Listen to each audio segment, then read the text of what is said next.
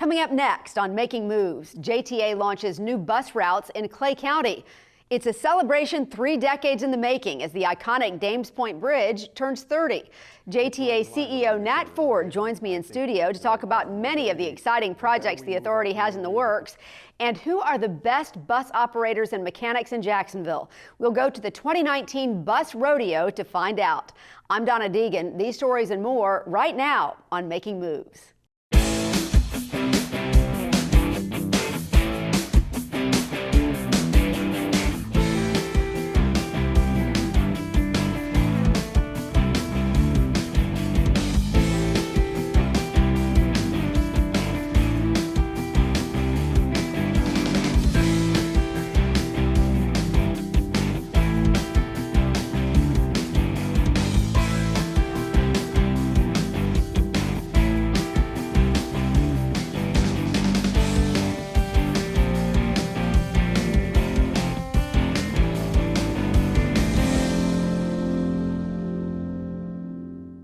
Hello and welcome to another edition of Making Moves. I'm Donna Deegan. On today's show, JTA CEO Nat Ford joins us in studio to talk about the authority's initiatives. A busy connector in the Intercoastal West area is now open to traffic after a major makeover. JTA wins yet another national award, and later we'll unveil who from Jacksonville is headed to the state bus rodeo competition to go head-to-head with Florida's best. But we begin in Clay County, where JTA is helping restore public transportation services to that community after Clay Transit folded. In March, JTA launched Clay Community Transportation with 2 new flex routes, the Blue Line and the Red Line.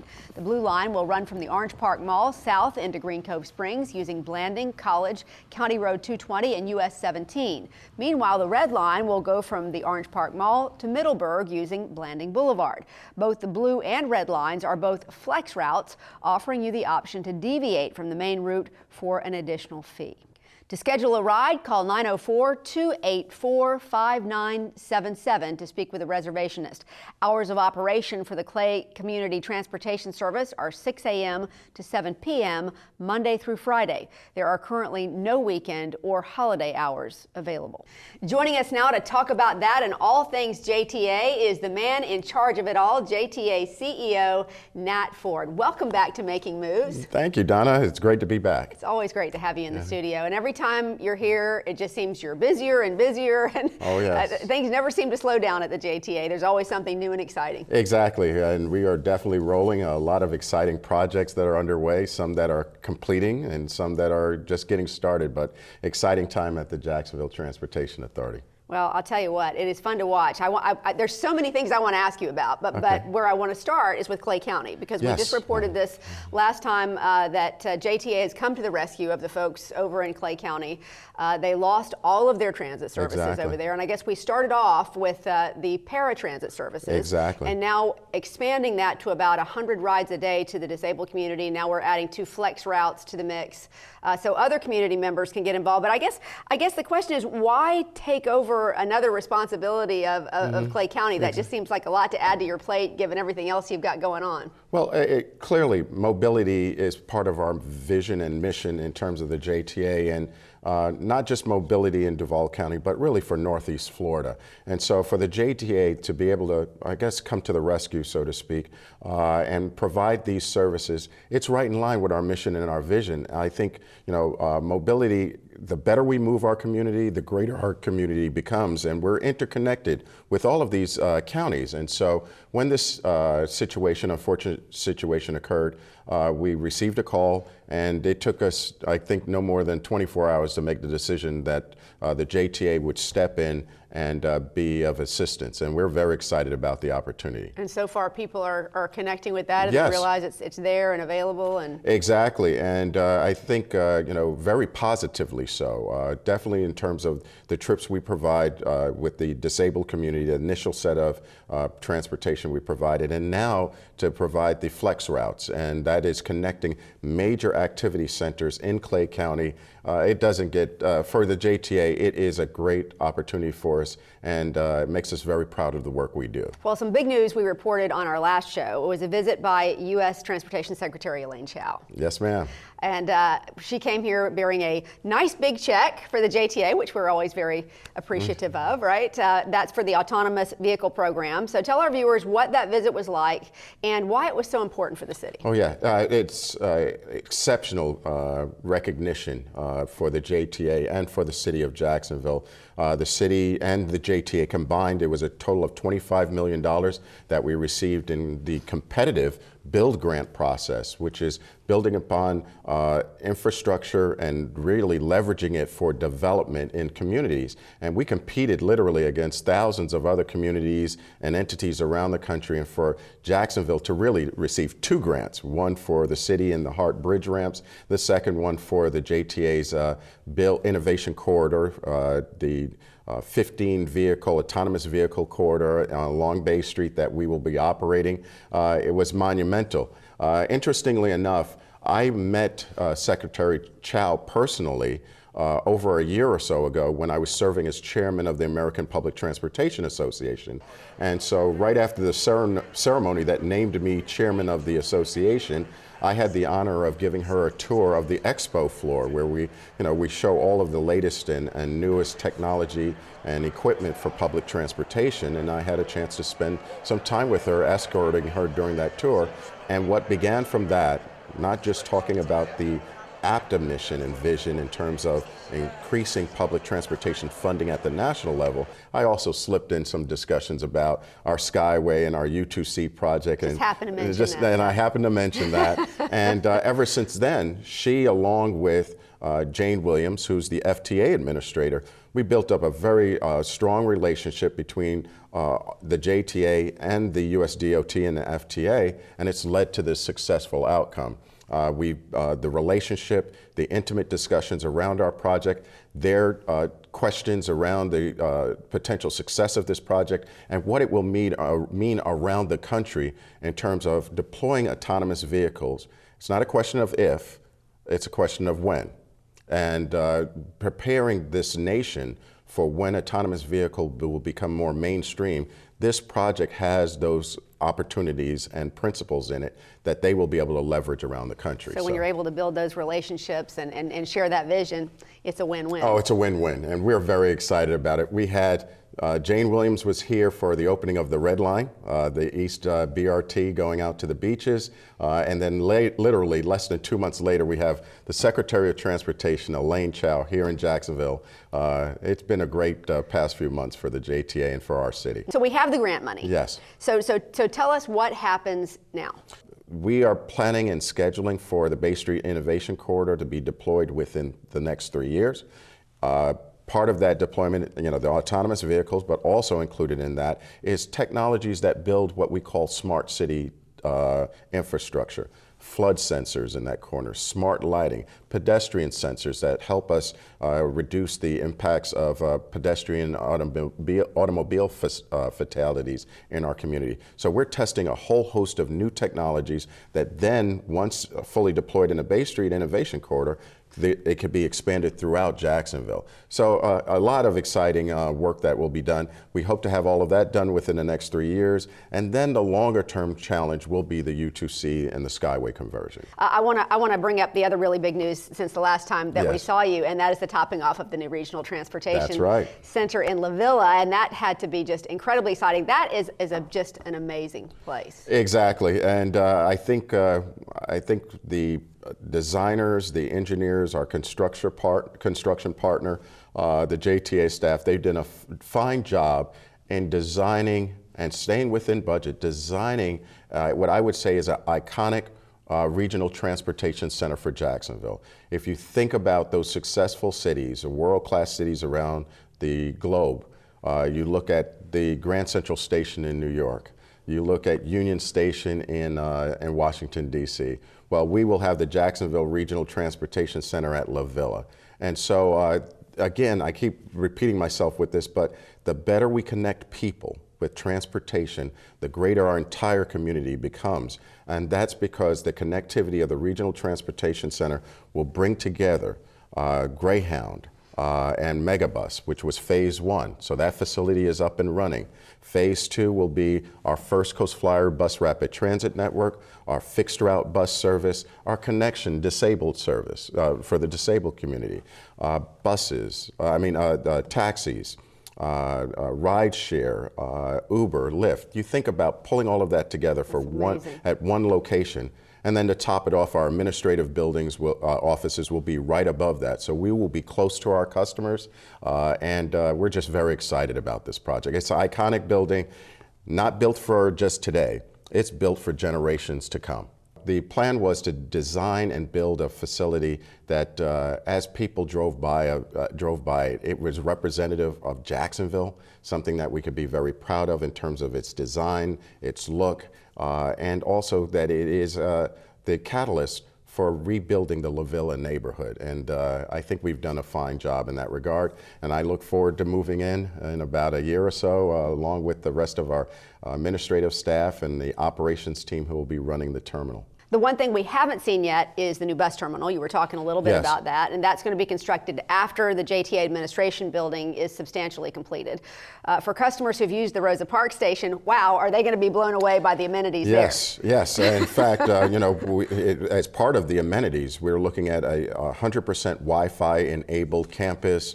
We're looking at a air conditioning waiting area for our passengers with the real-time information. They don't have to stand out in the heat or in the inclement weather. They can stand inside and walk out when their bus. Exactly. So the idea is to make it start first with all of the customer amenities as we design this facility, then layer on equally as important, safety. If you look at the Rosa Parks facility, we have passengers or customers actually crossing in front of buses that are trying to pull in or pull out of Rosa Parks. We are eliminating all of those types of interactions so that we can make it safer for our customers and actually improve the flow of the buses in and out of the terminal. I know you've already had requests from people who want to come in and take a look at it because it's just so incredible to watch it all go up. And I know there are some empty parcels of land that are around that area in La Villa. Are there any plans of more development in the future out there? Definitely.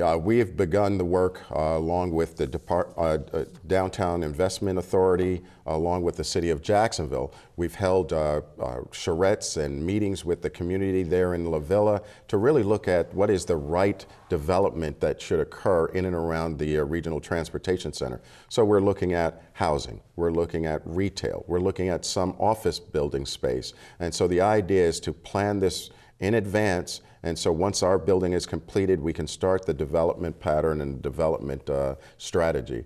I think what often goes overlooked about JTA is its road building program, right? You're currently working on $100 million in roadway construction projects as part of your Mobility Works program. Exactly. And that's a lot of upgrades in our city that people often just don't think about. No, they don't think about it in the global sense, but those folks we're impacting on those road projects, they think about it every day. And I'm happy to say that the Gervin Road project has been completed and has been opened. Gervin Road has been opened back up. But we have a lot more on our plate. Kernan Boulevard is under construction, and so impacting that community. We also have Collins Road, and eventually later this year, San Pablo Road will go through a similar redesign, expansion, including gutters, including sidewalks. And so we're doing a lot of work as it relates to our roadway project program, JTA Mobility Works, but it's all about greater mobility. And so the JTA, from the public transport aspect, I think we're doing a great job. And the roadway project, like you said, is unsung, but there are some folks out there who do notice all the cones and construction equipment and the JTA signs that are really telling them how we're improving their community. Well, really, JTA has been involved in road construction for many, many years. Yes, dating back to our origins back in 1955, I think pretty much every major road project, bridge project, the JTA has had some part or partnership with Florida DOT or the city or the JTA in and of itself. We've had some involvement in the major roadway projects here in this community. And so that's part of our DNA as the JTA. And then in the 70s, that's when we took on public transportation. So we're multimodal, truly multimodal. Truly multimodal. Back in May, JTA's State of the Authority, you unveiled your vision for the future of transportation here in Northeast Florida. And you showed new transit options like the autonomous vehicles that you've been talking about playing a role, expansion into other counties and how all the various transit modes connect together. And now your vision is an award-winning video, Best in North America, winning at the recent APTA Ad Wheel Marketing Competition in New Orleans. Well, the winning continues, and that's largely due to, I think, the exceptional JTA staff that I get a chance to work with every day, from our planners, our operations team, our engineers, our administrative staff. There's things that we're doing as it relates to building a vision and a regional transportation network, that the work that we're doing, which was in this video, really displayed just the breadth, the excellence, and the capability that we have as the JTA, and to be recognized amongst our peers in North America as being the best of the best and the gold medal winner, that's exceptional, and it's part of what keeps us going. We enjoy that recognition, and it's all on behalf of the citizens of Northeast Florida. So we're very proud of the work we're doing on their behalf. Well, you've certainly got plenty of them. It seems like every program, there's another award, and there could be yet another one that's about to come down the pike. The Vision video will now be judged against all first place winners to see who is the best of the best. And that's going to be given out later this year in New York City, your hometown. Right. Yes, that's right. How great would it be to take home grand prize in your hometown? Well, I'm lifting up a prayer and crossing my fingers, and I think we have a good opportunity at winning that, because I think our vision is strong, and our capability and the excellence of our team is almost unmatched. Well, I want to point out one of those people who has just done an excellent job. We want to point out that Vision video was produced by our own Making Moves executive producer, Bill Milnes, who's just done an amazing job. That's right. Absolutely. We're very proud of the work he and his team is doing. So proud. JTA CEO Nat Ford, best at what he does. We're so lucky to have you. Thanks so much for being with us. We appreciate it. Thank you for having me, Donna. What do you think you're doing, Kevin? Was just gonna drive home. There are several warning signs present that you shouldn't be driving. Like hearing voices? Like your text-to-emoji ratio? Oh man, the selfies. Selfie, nailed it. We all have warning signs that let us know that we're probably not okay to drive. Mine is pretending to be your subconscious. Craig, come on man, let's split a ride home. 30 years ago, one of Jacksonville's most iconic yet controversial construction projects was completed. Even before it opened, many in the community called the Dames Point Bridge the bridge to nowhere. Now, 3 decades later, it's one of the most important structures in Northeast Florida, handling more than 75,000 vehicles a day. So 30 years and 1 day after a parade of vehicles made the first trip across the span, JTA took a moment to celebrate what could now be called the Bridge to Prosperity. Here's Making Moves correspondent Karen Adams. It is a beautiful day in Jacksonville, and I think it's just fitting as we are here to celebrate the 30th anniversary of the Dames Point Bridge. Recognizing the Dames Point Bridge brought Jacksonville city leaders out to help celebrate the bridge's 30-year mark of existence. More than 75,000 people cross the Dames Point Bridge every day. Seeing the bridge was desperately needed decades ago took a lot of vision and led to the growth and prosperity of the city. Today, a daily commute to and from the north side to UNF is so convenient we don't even think about it. To live at the beach and work in and around or at the airport, no brainer. Simple, very easy to do. And to spend the day at the Players later this week and be able to make it back to Amelia Island for dinner and spend the night there is a reality that it would not exist if it weren't for the Dames Point Bridge. The official recognition of the bridge's birthday brought out dignitaries, officials, and those who helped make the bridge a reality, including the chief engineer Walt Sharko, one of the key construction managers of the Dames Point 30 years ago when it was built. In fact, his initials are in the bridge at the top of the tower, written with his finger in wet cement. He remembers when the Dames Point was initially built, it received a lot of criticism. The biggest opposition was from the Pilot Association. They were concerned about the turn in the river and that they will not be able to steer the big ships, the big barges or whatever to the bridge. They're going to hit the tower and bring the bridge down. That was the biggest objection and the biggest fear. But now Walt jokes, despite the negative publicity, that the bridge is still standing, and so is he. When this bridge was completed 30 years ago, the cost was $117 million. To give you an idea, today that cost would be $250 million. Also, at the time of its completion, it was considered to be the largest cable-stayed bridge in the Northern Hemisphere, spanning 10,600 feet from end to end. The bridge at one point was considered to be the bridge to nowhere, but that was proven wrong. It's made to look aesthetic as well as strong. From a distance, with its twin peaks, it looks like twin sails. Today, it's considered to be one of the biggest economic boosts and a major catalyst for business and economic growth in Jacksonville. Since Jacksonville's Dames Point was the first and largest, with more than 21 miles of cable, the original engineers, HNTB, would later replicate the design in other iconic bridges in cities like Boston, St. Louis, and New York. In Jacksonville, Karen Adams, JTA Making Moves. It's an annual ritual at transit agencies all across the U.S. and Canada that has gone on for decades. The annual Bus Roadeo. It's a competition to determine who is really the best driver and mechanic. The winners advance to the state competition and quite possibly the international finals. As Making Moves correspondent Eugene Lindsay reports, this year's local rodeo featured a former champion returning after a one-year hiatus, looking to reclaim his past glory and the title as best bus operator in Jacksonville. A dense fog hung over the Jacksonville Transportation Authority's annual Bus Rodeo competition as 5 of the agency's bus operators prepared to do battle with this monster of a course. Going head-to-head and vying for the title of Best Operator at JTA are Steve Pomerejo, Janisha Henry, the reigning champion Michael Smuggle, Shanice Jennings, and 9-time champion Ramon Farfan. Judges take their position and each competitor ready, and family and friends are here to cheer them on. First up, veteran competitor Ramon Farfan. He's back to try and reclaim the title after stepping away from the competition last year. Farfan says his approach to the challenges on this course is the same approach he takes when he climbs behind the wheel every day. I do these obstacles just like if I was out on the street. I have to think, what if this was a person, a car, you know, a light pole, or just a street sign. Y'all rough out here.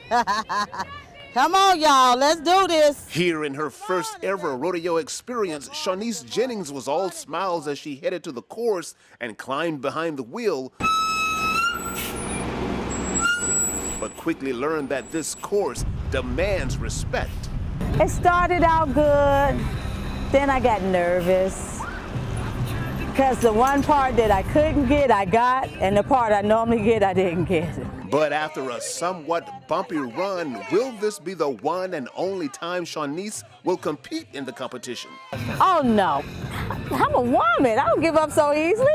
I'm coming back next year. But returning for the 4th time on the Bus Rodeo circuit, Steve Pomerejo says he knows that you must take every obstacle on this course very seriously. It's a course of inches, you know. You got inches on each side, cones, you hit cones, knock them down. It's tough. It's a tough challenge. Once I'm behind the wheel, I'm just focused, you know. Everything is blocked out, just the course. Just the course and his family watching his every move. He's doing pretty good. He's a pro at this stuff, right? Yes, he's been there for a couple of years. Yeah, it's always exciting and nervous. Yeah, to see what's the outcome.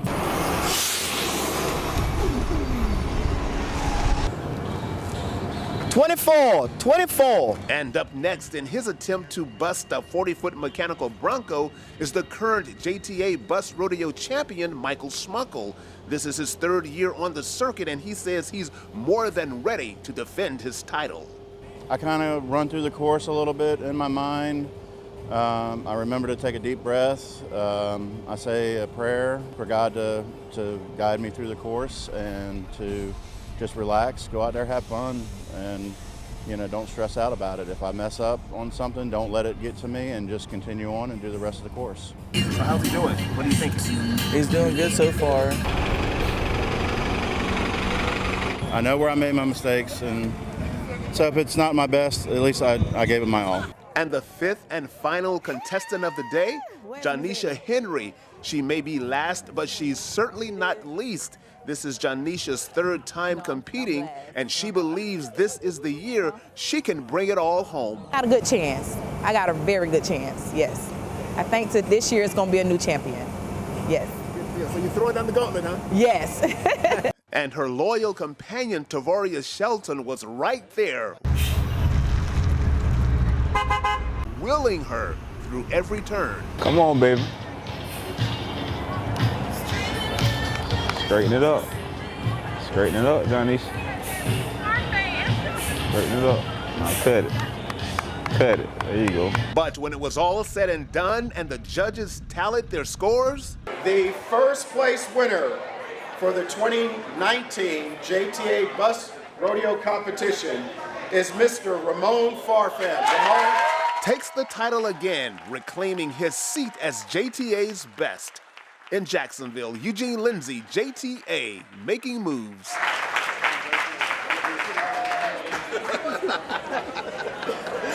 Thank you. All right.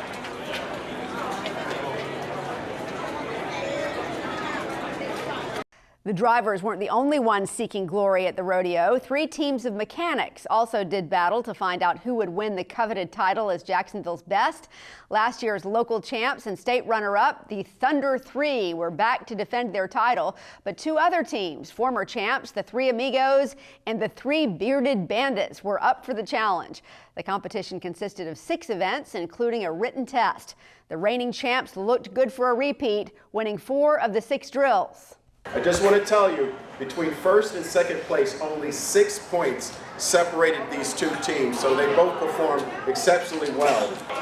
The first place maintenance team for the 2019 JTA Rodeo competition is the 3 Amigos. But in the end, it was the 3 Amigos, Tommy Cruz, Rick Ballard, and Michael Paskanik, taking home the title by a narrow 6-point margin. Congratulations to driver Ramon Farfan and the 3 Amigos, who now will take on the winners from the other Florida transit agencies to see who will represent the Sunshine State at the International Bus Rodeo. The state competition will take place right here in Jacksonville, April 5th and 6th. The annual Bus Rodeo is not only a huge event for the operators and mechanics, it's really become a family event. JTA employees, their families, and several retirees took time to watch the competition and cheer on their favorites.